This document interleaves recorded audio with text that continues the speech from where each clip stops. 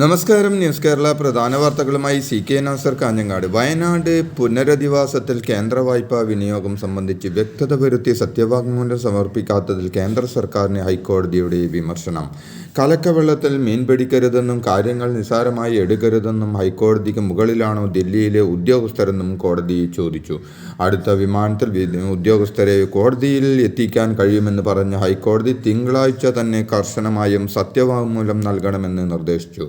നിങ്ങൾക്ക് മറ്റെന്തെങ്കിലും അജണ്ടയുണ്ടോ എന്ന് പോലും കോടതി ഒരു ഘട്ടത്തിൽ ചോദിച്ചു. വയനാട് പുനരധിവാസത്തിനായുള്ള കേന്ദ്ര ഫണ്ട് വിനിയോഗിക്കാനുള്ള സമയം ഡിസംബർ 31 വരെ ആക്കിയിട്ടുണ്ടെന്ന് കേന്ദ്രത്തിന്റെ അഭിഭാഷകൻ ഹൈക്കോടതിയിൽ അറിയിച്ചു. ഇതിൽ ചില വ്യവസ്ഥകളടക്കം ഉൾപ്പെടുത്തിയതായും അഭിഭാഷകൻ അറിയിച്ചു.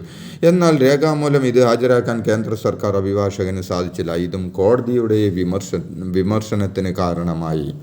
ആശാ വർക്കർമാരുടെ വിഷയത്തിൽ ആരോഗ്യമന്ത്രി വീണ ജോർജ് കേന്ദ്ര ആരോഗ്യമന്ത്രി JP നദ്ദയുമായി കൂടിക്കാഴ്ചയ്ക്ക് അനുമതി തേടിയ സംഭവം ലോക്സഭയിൽ ഉന്നയിച്ച് KC വേണുഗോപാൽ.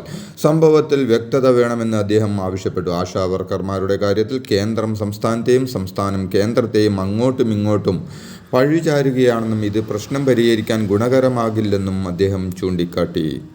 കൂടിക്കാഴ്ചയ്ക്ക് മന്ത്രി വീണ ജോർജ് സമയം തേടിയത് അറിഞ്ഞില്ലെന്നും മന്ത്രിയുമായി അടുത്ത ആഴ്ച കൂടിക്കാഴ്ച നടത്തുമെന്നും കേന്ദ്ര ആരോഗ്യമന്ത്രി JP നദ്ദ പറഞ്ഞു. അതേസമയം കേന്ദ്ര ആരോഗ്യമന്ത്രിയെ കാണാനാകാതെ സംസ്ഥാന ആരോഗ്യമന്ത്രി വീണ ജോർജ് തിരിച്ചെത്തി. കൂടിക്കാഴ്ചയ്ക്ക് അപ്പോയിൻമെന്റ് തേടിയത് എന്നാണെന്ന കാര്യത്തിൽ വിവാദം കനക്കുന്നതിനിടെ വ്യക്തത വരുത്താൻ ആരോഗ്യമന്ത്രി തയ്യാറായില്ല. ചോദ്യങ്ങൾ ചോദിച്ച മാധ്യമങ്ങളെ പഴിച്ച വീണ ജോർജ് ആരോഗ്യമന്ത്രിയെ ക്രൂശിക്കാൻ ചില മാധ്യമങ്ങൾ ശ്രമിക്കുകയാണെന്നും ഊഹാപോഹങ്ങൾക്ക് മറുപടിയില്ലെന്നും കൊച്ചിയിൽ പറഞ്ഞു.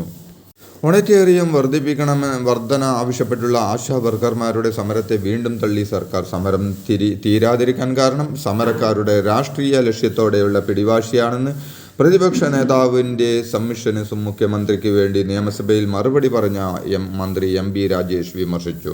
കേന്ദ്രത്തെ സഹായിക്കുന്ന സമരമെന്നും മന്ത്രി ആരോപിച്ചു. ഇതോടെ സർക്കാർ സമീപനത്തിൽ പ്രതിഷേധിച്ച് പ്രതിപക്ഷം സഭയിൽ നിന്ന് ഇറങ്ങിപ്പോയി. ആശാ വർക്കർമാരുടെ സമരം ന്യായമാണെന്ന് പ്രതിപക്ഷം സമരക്കാരെ സർക്കാർ പുച്ഛിക്കുന്നുവെന്നും സമരം ഒത്തുതീർപ്പാക്കുന്നതിൽ സർക്കാർ പരാജയപ്പെട്ടുവെന്നും തുടർ ചർച്ചകളിലൂടെ സമരം തീർക്കണമെന്നും പ്രതിപക്ഷം ആവശ്യപ്പെട്ടു. കേന്ദ്ര ആരോഗ്യമന്ത്രിയുമായി ആരോഗ്യമന്ത്രി ചർച്ച നടത്തുമെന്ന് പ്രതിപക്ഷം അറിഞ്ഞത്. പക്ഷേ കണ്ടില്ലെന്നും അപ്പോയിൻമെന്റ് ചോദിച്ചതിനെക്കുറിച്ചും ആരോഗ്യമന്ത്രിയാണ് വിശദീകരിക്കേണ്ടതെന്നും പ്രതിപക്ഷ നേതാവ് ചൂണ്ടിക്കാട്ടി.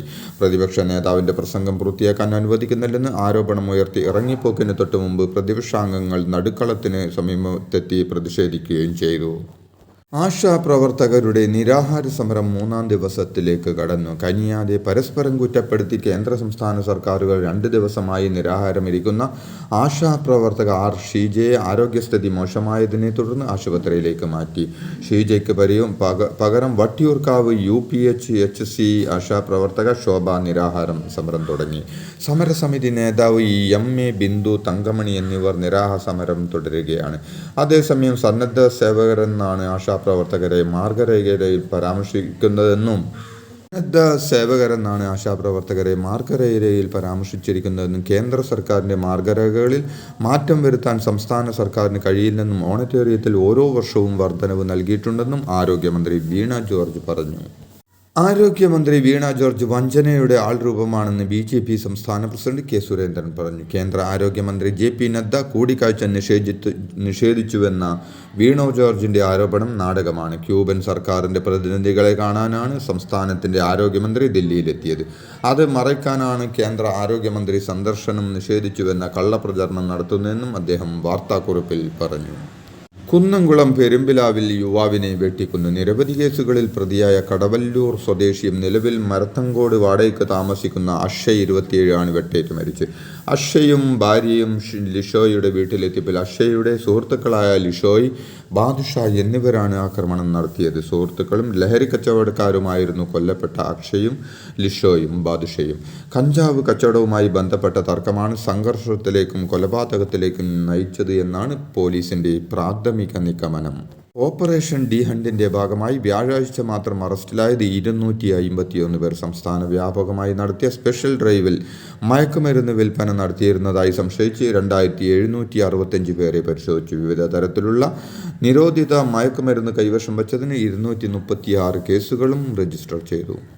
സംസ്ഥാനത്ത് പൊതുവിതരണ വകുപ്പ് സപ്ലൈകോയുടെ ആഭിമുഖ്യത്തിൽ റംസാൻ, വിഷു, ഈസ്റ്റർ ഫെയറുകൾ ആരംഭിക്കുമെന്ന് ഭക്ഷ്യ പൊതുവിതരണ വകുപ്പ് മന്ത്രി GR അനിൽ അറിയിച്ചു.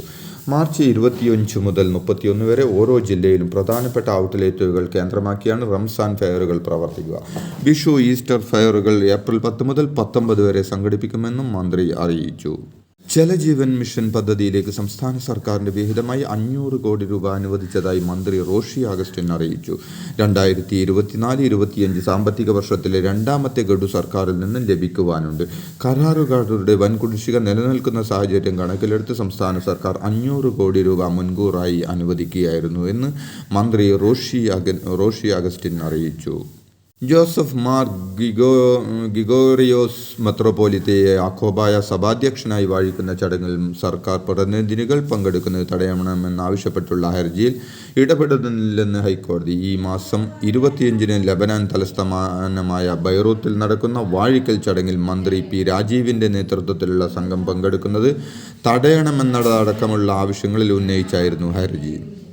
കേരളത്തിൽ 25-ാം തീയതി വരെ ഇടിമിന്നലോടുകൂടി മഴയ്ക്ക് സാധ്യതയുണ്ട്. കേന്ദ്ര കാലാവസ്ഥാ വകുപ്പിന്റെ മുന്നറിയിപ്പ്. മണിക്കൂറിൽ 40 മുതൽ 50 കിലോമീറ്റർ വരെ വേഗതയിൽ വീശിയേക്കാവുന്ന ശക്തമായ കാറ്റിനും സാധ്യതയുണ്ടെന്നാണ് മുന്നറിയിപ്പ്. തിരുവനന്തപുരം ആനാറയിലെ വീട്ടമ്മ ഷീലയുടെ മരണം കൊലപാതകമാണെന്ന് കണ്ടെത്തി. സംഭവത്തിൽ ഭർത്താവ് വിധുവിനെ 5 മാസത്തിന് ശേഷം പോലീസ് അറസ്റ്റ് ചെയ്തു. രോഗിയായ ഭാര്യയെ വിധു കഴുത്തു ഞെരിച്ച് കൊലപ്പെടുത്തിയതാണെന്ന് അന്വേഷണത്തിൽ കണ്ടെത്തി. കഴിഞ്ഞ സെപ്റ്റംബറിലാണ് ഷീലയെ വീട്ടിനുള്ളിൽ അബോധാവസ്ഥയിൽ കണ്ടെത്തിയത്.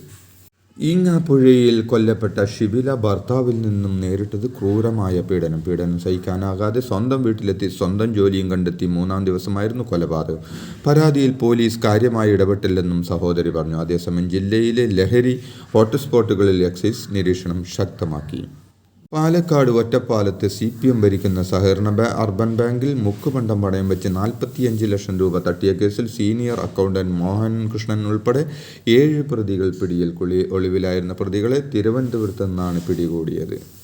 ലഹരിക്ക് അടിമയായ മകനെ പോലീസിൽ ഏൽപ്പിച്ച അമ്മ. കോഴിക്കോട് ഏലത്തൂർ സ്വദേശി രാഹുലിനെ ആണ് പോലീസ് അറസ്റ്റ് ചെയ്തത്. ലഹരിക്ക് അടിമയായ മകൻ വീട്ടിലുള്ളവരെ കൊല്ലുമെന്ന് ഭീഷണിപ്പെടുത്തുകയായിരുന്നു. നിരന്തരം ഭീഷണി തുടർന്നതോടെയാണ് മകനെതിരെ അമ്മ പോലീസിൽ പരാതി നൽകിയത്. കൈതപ്പുറത്തെ ഗുഡ്സ് ഓട്ടോ ഡ്രൈവറായ രാധാകൃഷ്ണന്റെ മരണകാരണം നെഞ്ചിൽ വെടിയേറ്റതാണെന്ന് പോസ്റ്റ്മോർട്ടം റിപ്പോർട്ട്. വെടിയുണ്ട ഹൃദയത്തിൽ തുളച്ചു കയറിയെന്നാണ് പോസ്റ്റ്മോർട്ടം റിപ്പോർട്ടിൽ പറയുന്നത്. നാടൻ തോക്ക് ഉപയോഗിച്ചാണ് പ്രതി സന്തോഷ് വെടിയുതിർത്തത്. രാധാകൃഷ്ണനെ കൊലപ്പെടുത്താൻ ഉദ്ദേശിച്ചാണ് എത്തിയതെന്ന് സന്തോഷ് പോലീസിന് മൊഴി നൽകി. ഇതോടെ ഇന്നത്തെ പ്രധാന വാർത്തകൾ സമാപിച്ചു. നന്ദി, നമസ്കാരം.